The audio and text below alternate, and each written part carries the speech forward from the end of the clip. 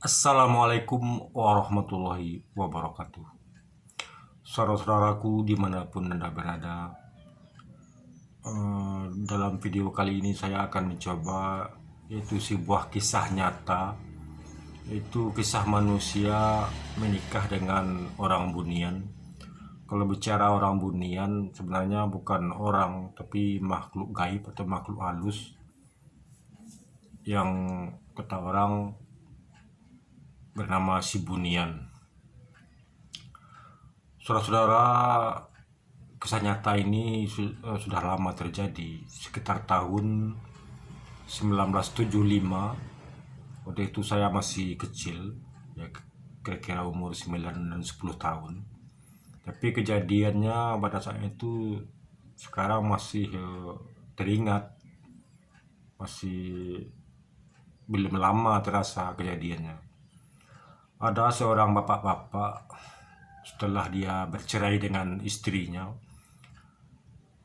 dia dilihat ada keanehan, seperti orang bingung, linglung.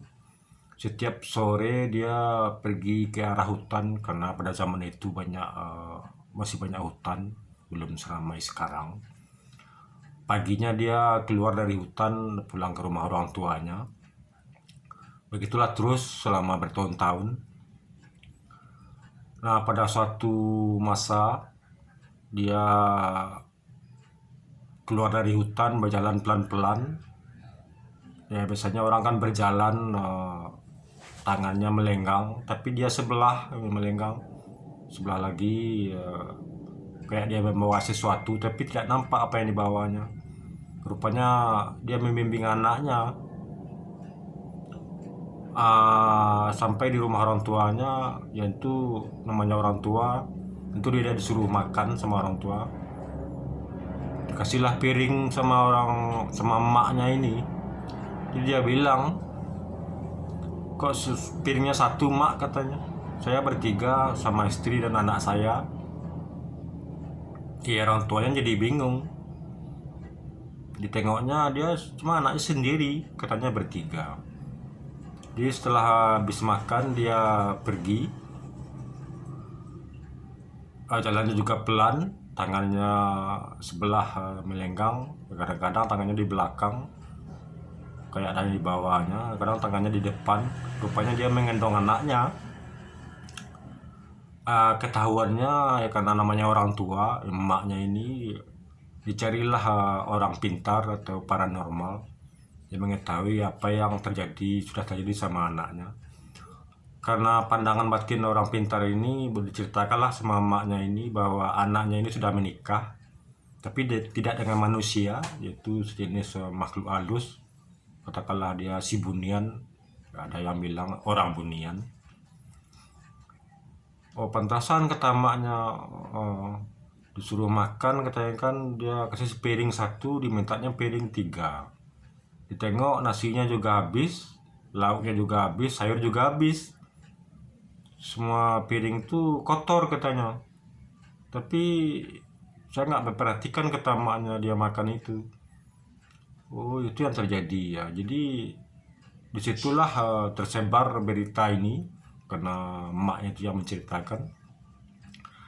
Nah, singkat cerita, masyarakat di sana, di desa itu, ada keperluan ke hutan tempat dia tinggal itu. Dan sebelumnya dukun ini atau orang pintar ini juga menemui bapak itu, orang yang menikah dengan si bunian itu, karena dia kenal. Ditanyalah beritanya, memang dia mengaku bahwa dia sudah menikah, arah ke hutan sana, katanya rumahnya bertingkat, dia tinggal sama istrinya tingkat atas, dan sudah mempunyai anak satu, katanya.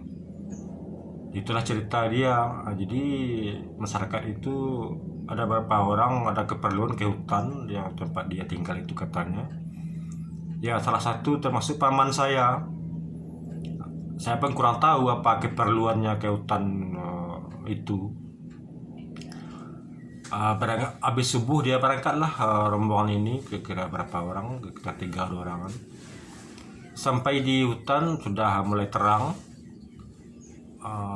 Terus dia masuk ke dalam hutan, ada sebuah pohon kayu yang sangat tinggi, gede.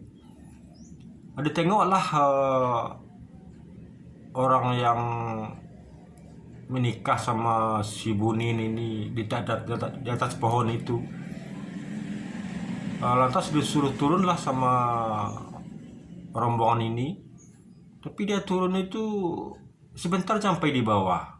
Jadi heran, ditanyalah, kok kamu tidurnya di pohon?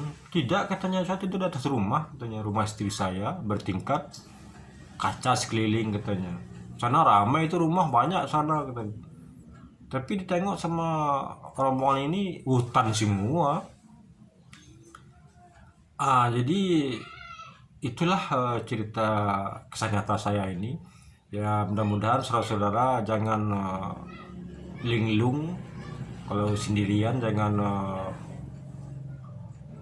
berpikiran hampa, selalulah mengingat diri agar kita tidak diganggu oleh makhluk gaib, karena sabda nabinya ada, siapa-siapa yang mengingat akan dirinya, dia telah mengingat Allah Ta'ala.